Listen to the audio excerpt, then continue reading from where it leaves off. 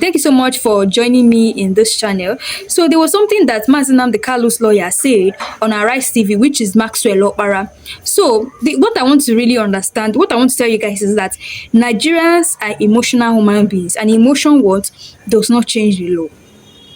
It does not change the law. So, I took out time, to watch this video from beginning to end, to understand what this man was really saying.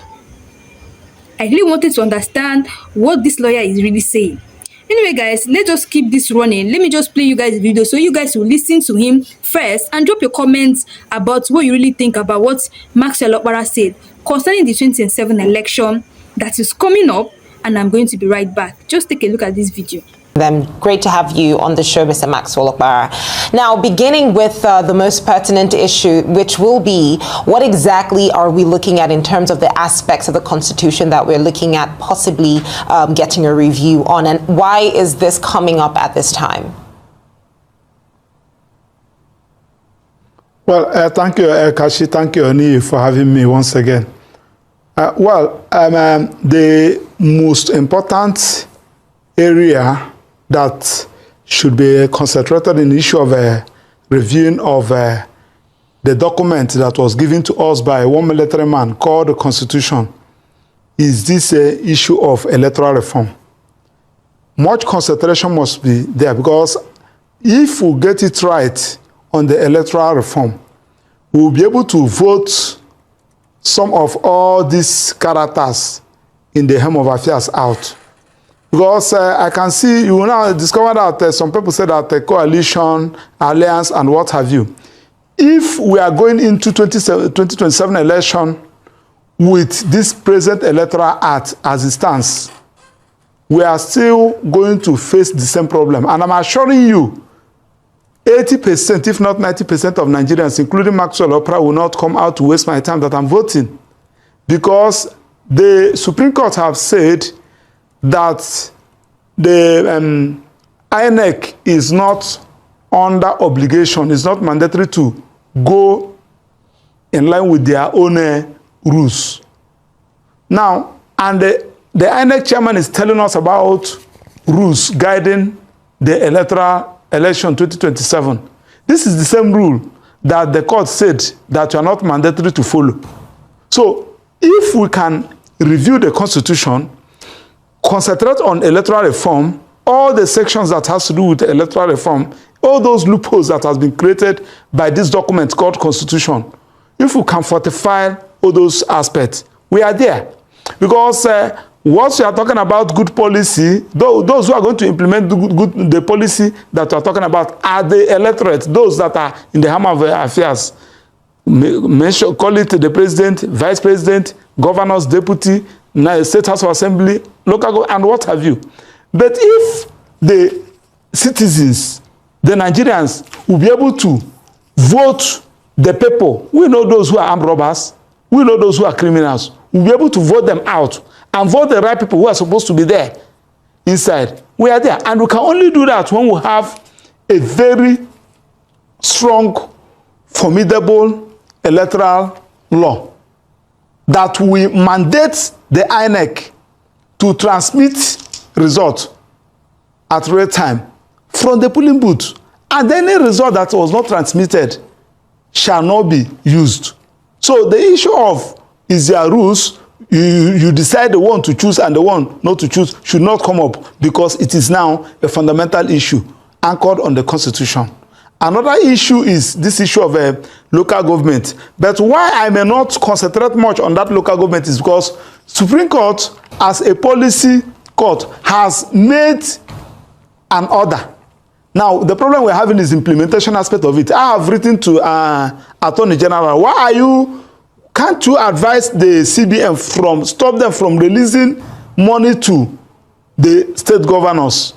But you can now see that our president is finding it difficult to implement it because of 2027. Because somebody told me that the president is finding it difficult to hit all those governors so that they will not vote against him in 2027. So all is about policy. So the issue of that local government, I think the Supreme Court judgment has taken care of that one. It is now left for the executive to implement it. So these are the issues. Then the issue of creation of a state. That one should also be considered, especially the people of Southeast that has been marginalized. So they should also create more states in all those people, especially the people of Southeast, so as to meet up with other region in the number of states. Then, if you should also allow me, we should also look at the issue of appointment of judicial officers, because that's where we're having problem. I can't see the reason why somebody, you are not a lawyer, you don't know what we are talking about in the judicial system, and the constitution give you power to appoint. Appointing who? The appointment of judicial officers should be removed in its entirety from the executive. Let the judiciary, let the NJC, let the stakeholders, let the people that are involved in judiciary, let them do the appointment. They know who is who, they know who is capable. The issue of giving the governor the power to appoint judges, giving the president power to appoint judges, I think that's another area we should, the reform should capture. Very good, Mr. Opara. I'm glad you also mentioned okay. Then we also talk about. Okay, go ahead. Then we also talk about state policing. That one has been overemphasized. I don't know. I can't see the reason why that one should not even be an issue to be discussed. That one should be one of the first things to be incorporated in the constitution. State policing. Because you can't. Nobody can police your kindred, your village, your community more than you. So let the states. So some people say that the state governors will use the police to rig election and intimidate opponents.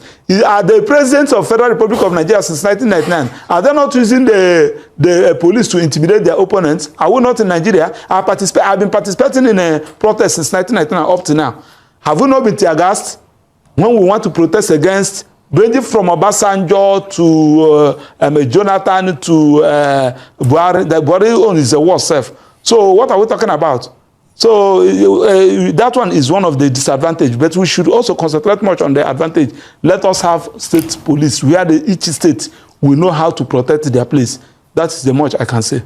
All right, very good, Mr. Opara. Now, I'm glad you mentioned the issue of the electorates, because at the end of all this review, we are going to be the ones to bear the brunt of the outcomes. Now, regarding public hearings for the constitutional review, how much engagement are you expecting from the public?